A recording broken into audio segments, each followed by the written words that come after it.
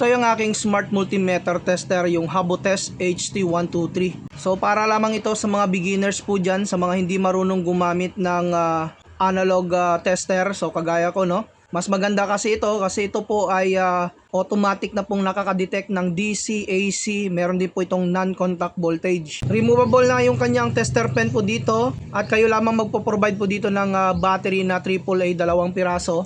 Meron na po itong flashlight. Ayan. At meron din po itong backlight. So kagaya po dito, meron kasi ako ditong sirang wire po dito, no. Makikita po natin kung saan banda yung sira po dito sa wire na ito gamit yung ganitong klaseng multimeter tester. So lagay po natin dito. Ayan. And then so dito po tayo. So kung makikita po niyo, yung itong parte is hindi po yan gumagana. Pag ginamit yung saksakan na ito, talaga pong hindi na umaandar yung kanyang unit. So dito tayo sa kabila. So dito na side, meron po siyang connection. Gagamit naman ako dito ng non-contact voltage. Activate lang natin. So nakasaksak po yan yung extension wire. Ganito po yan.